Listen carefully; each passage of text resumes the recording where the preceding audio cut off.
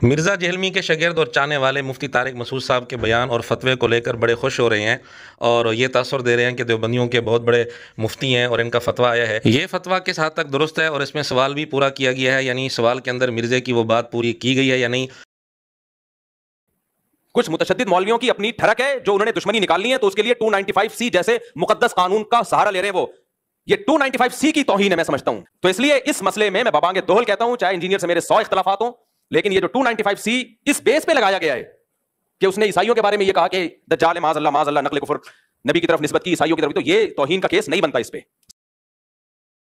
कि रिसेंटली मुफ्ती तारिक मसूद साहब ने यह बताया कि जब से उन्होंने इंजीनियर साहब के दिफा में बयान दिया है, उसके बाद बहुत से लोग मुफ्ती साहब को कत्ल की धमकियां दे रहे हैं कि तुम भी गुस्ताख हो और वाजिबुल कत्ल हो, क्योंकि मुफ्ती साहब ने यह कहकर इंजीनियर साहब का दिफा किया था कि इस केस में इंजीनियर साहब पर 295C के तहत FIR नहीं बनती। और तो और मुफ्ती साहब ने यह भी बताया कि बहुत से देवबंदी उलमाए किराम भी मुफ्ती साहब से ये शिकायत कर रहे हैं कि आपको इंजीनियर साहब का दिफा नहीं करना चाहिए था। मुझे मैं अभी अपना व्हाट्सएप खोल के आपको दिखाऊं और मुझे जो धमकियां मिलती हैं उसमें मैं तो FIR कटा सकता हूं। जो कत्ल की धमकियां अभी मैंने इंजीनियर के बारे में बयान किया ना कि 295C नहीं लगती, उसने जो मुझे व्हाट्सएप पे धमकियां आई है कि तू भी गुस्ताख है, तू भी वाजिबुल कत्ल है, पूरा एक तवील सिलसिला धमकियों का चल रहा है।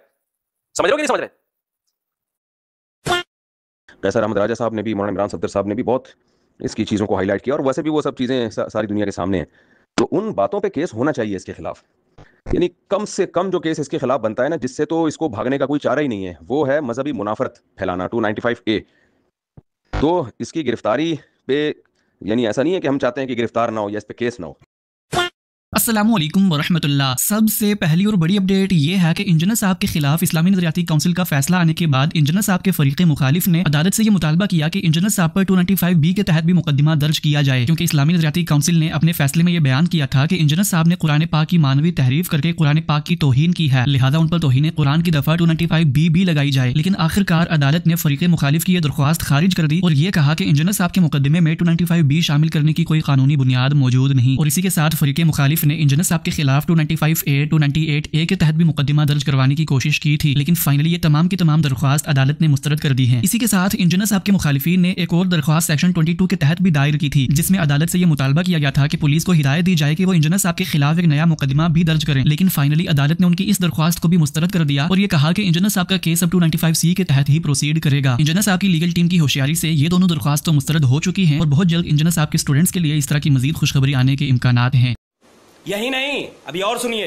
अब सुन लें खुद मिर्ज़ा जहलमी के यहाँ मुफ्ती तारिक मसूद साहब की क्या हैसियत है। तो तारिक मसूद साहब जो है वो कोई उस तरह कोई मुफ्ती या कोई मुहक्किक तो वो नहीं है ना, वो तो एक अच्छे स्पीकर हैं जिसकी वजह से उनकी पसीराई है। अदरवाइज इल्मी गुफ्तगू तो आपको पता कितनी करते हैं, मुझसे ज्यादा बेहतर आप समझते हैं। लेकिन कौवे को अगर बंद करके साफ ग़िज़ा खिलाई जाए चंद दिनों तक, तो फिर उसका खाना हराम नहीं है। कौवे को अगर 3 दिन के लिए बांध दिया जाए तो कौवा हलाल नहीं होता, क्योंकि कौवे को सुनने में बाजा में हदीस है, ये फासिक है। इसका कुछ हिस्सा बुखारी मुस्लिम में भी मौजूद है कव्वे के हवाले से। और फिर वो ताबी पूछता है कि फिर कव्वा खाना चाहिए। उन्होंने कहा कि तेरी अकल काम करती है कि जिसको अल्लाह के नबी फासिक कह दें वो खाया जा सकता है। समाए उलमाए देवबंद के सर बुलंद देवबंद। और इस पर भी थोड़ा वो लतीफा, इनका जो लतीफा क्या है, वो उन्होंने एक स्लोगन के तौर पर और एक दावे के तौर पर बात की कि अगर कोई बेवा के साथ शादी करता है तो मैं उसकी दूसरी शादी जो है वो 16 साल की लड़की के साथ करवाऊंगा, और 16 साल की ना मिली तो 8-8 साल की 2, नहीं तो 4-4 साल की 4। ये अल्फाज हैं, अस्तगफिरुल्लाह तौबा इलैह। पहले तो मैं इल्मी फकीर दूंगा कि जिसकी एक हो चुकी है उसको 4 कैसे और करवा देंगे, 4-4 साल की 5 होगी शादियां फिर तो। और दूसरा ये 4-4 साल की शादियां 4-4 साल की बच्चियों के साथ करवाना, ये कौन सी इस्लाम की खिदमत है? और ये किस आयत और हदीस के अंदर आया कि आप उलमा जो है मेंबरों पर लोगों को ये कहेंगे 4-4 साल की 4 बच्चियों के साथ मैं शादी करवाऊंगा, और वो सामने भी बैठे हुए जो है लोग वो हंस रहे हैं। अब मुफ्ती तारिक मसूद साहब का फतवा ये अपने हक में इस्तेमाल कर रहे हैं, तो किस मुंह से इस्तेमाल कर रहे हैं? फिर हमने क्या कहा, सब्र करो, रुको जरा, हम ही बता देते हैं। और सही बुखारी में ये हदीस है 2311 के, शैतान ने इंसानी शक्ल में आके आयतुल कुर्सी का वजीफा जो है हजरत अबू हुरैरा को दिया। आप सल्लल्लाहु अलैहि वसल्लम ने फरमाया कि है तो वो शैतान था, लेकिन उसने बात सच्ची की है। तो सच्ची बात अगर कोई शैतान भी करे तो उससे ले लें।